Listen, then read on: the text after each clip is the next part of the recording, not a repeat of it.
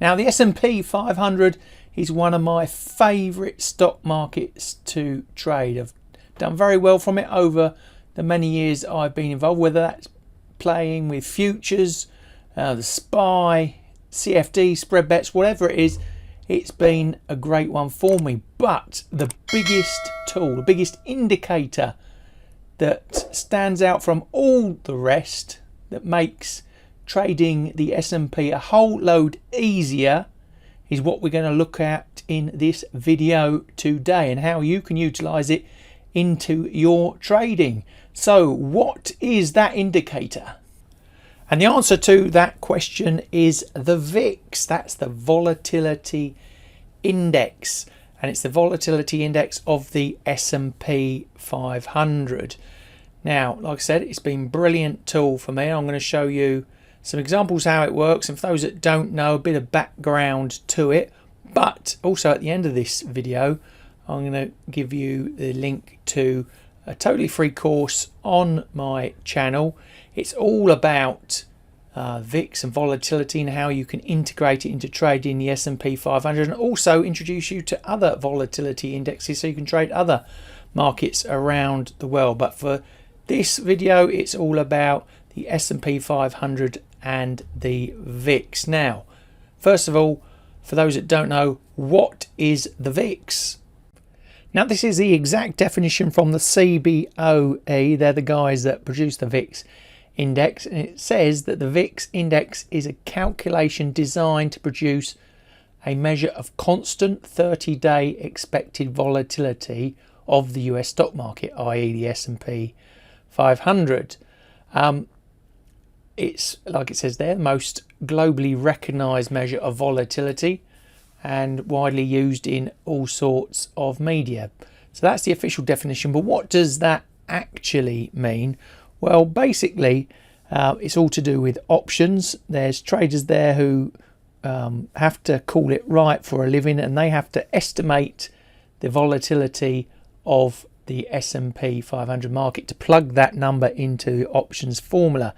Now, to keep their jobs and to keep the market running effectively, they've got to be pretty much right. So we can rely on that number, that volatility number they've created, as a good gauge for the volatility of the S&P 500. Now we can then take that, well, it has been taken out from that options formula for the S&P 500 and used as its own separate tool. Now, it can be traded on its own, but I can tell you that's a pretty risky affair and I wouldn't advise it. Or we can use it as a tool to gauge, like I say, the volatility, the sentiment of the S&P 500. So if we see the number going up, we expect volatility. If we see it going down, we expect calmness in the market, trend following. And there are some other rules around the VIX, around the certain levels, but I've got my own way of interpreting it, and I've overlaid that as a tool with the S&P 500 to create what I think is quite an effective, powerful strategy. Don't worry too much about technicalities right now. Like I said, there's that other course for you to get your teeth into if you want to learn more. What I'm going to show you is a few examples and it will all make sense. Really, what you want to know is the VIX ends up being just one number, and that can be measured in technical analysis to produce a time series of data which we can then use as a tool. That's all we need to know for the moment. So let's get looking at some examples. Now, this is the basic premise I want you to take away and think about. Now, at the top we have the VIX index. It's a one line put together, like I said, that time series of data. Below that we have the corresponding S&P 500 index. I'm using the ticker ES1, that's for the E-mini futures.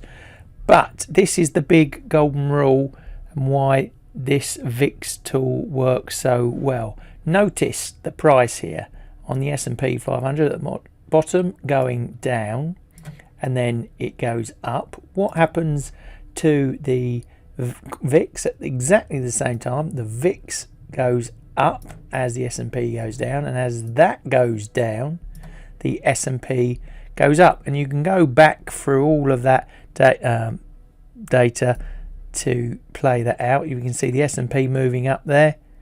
We've got the VIX moving down here. Now the two are inversely correlated, so if the price goes up of the S&P, you'll be seeing the volatility index come down, and vice versa. And this also works in all time frames. I've been using a daily chart here, but you want to do 3 hour, 1 hour, half hour, it works exactly the same theory. So that is the first powerful takeaway from using the VIX. But then how can we actually use it to trade? Again, we're going to have a look at another more in-depth example. Let's take an example of using a Renko chart for the S&P 500 and the volatility index. Now at the top we have the S&P 500, again the E-mini futures I'm using a $20 block size there, so reasonably slow, just for the purposes of this example. There's other technical analysis indicators on there that I'll explain in a moment, but below that we have the corresponding VIX. Now I've set this to daily. It's a much slower setup, this one, but like I said, you can change that down to 3 hours, 45 minutes, 15 minutes, whatever you like. You can have it against the corresponding bar chart or candlestick chart, Heikin-Ashi chart, the Renko. Like I said, it works across all time frames and chart types. Go away, back test, play around and see for yourself. But in this example, just want to show you how you could potentially trade this idea. So here we go. We've got the S&P on its own up the top. Now you can use these other indicators, but let's just use the VIX. Now what have we got down the bottom? Now I've got a 50 period moving average, I've got a Bollinger offset breakout there, and I've got a stochastic of the VIX there as well. Now if you notice this, crude rules here, when the volatility, as we said, is going up, stuff becomes bearish. So we got the cross point there. What happens to the price? There you go, off it comes down as it crosses there, or you might say, might be more aggressive, and as it breaks the the Bollinger Band offset there, use a combination maybe of the stochastic, the Bollinger Bands, the line break, up to you, depending on your style of trading, your approach, what you're trying to achieve. Now the volatility keeps going up, and as we can see, the price keeps on coming down. Now it goes back into the bands there. Now that could be a pause point.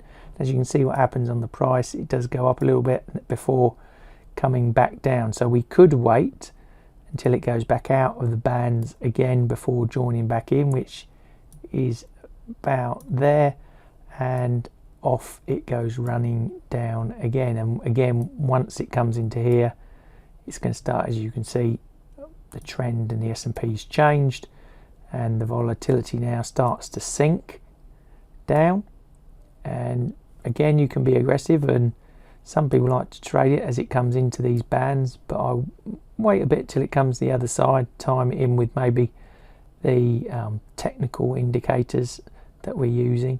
But as it crosses again, what happens is that the price starts to rise up again, and it's the same thing. That trade for me ends, that long one, when it goes back into the bands. And to aid your decision making further, don't just rely purely on the VIX there. Then we can add in the on this example, the stochastics to time our way in. So we might have the bearish break on that example down there on the left, about the 2nd of August, and when it came up, but we would wait till maybe that stochastic cross. Now that's just I believe a 533 stochastic with a moving average that I've laid. That's the percentage K line, the white one, with a 20 period moving average.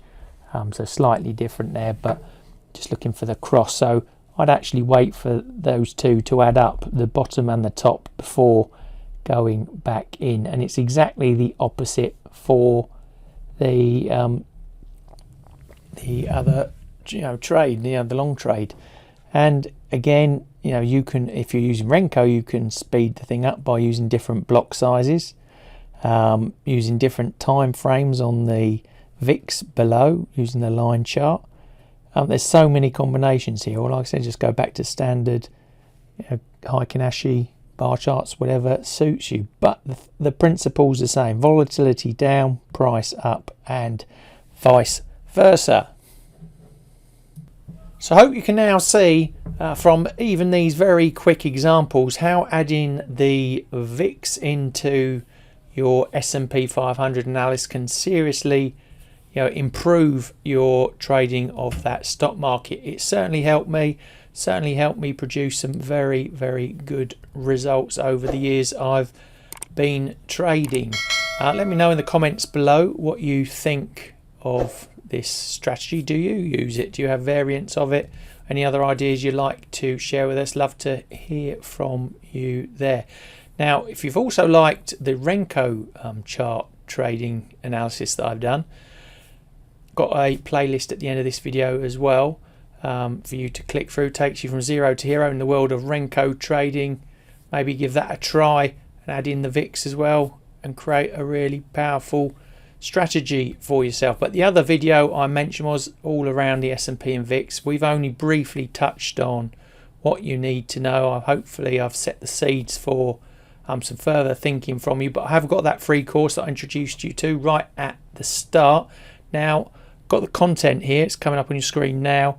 It's only an hour long, totally free. Like I said, it's on the YouTube channel, and I'll put a link to it at the end of this video.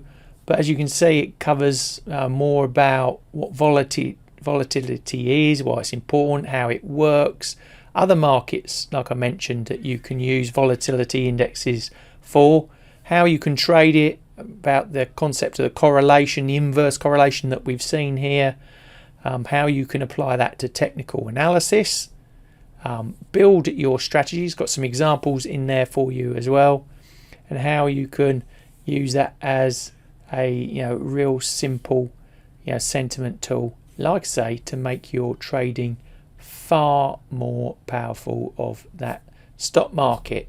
So there you go. Hope you've liked the video and found it useful, and those playlists are coming up right now.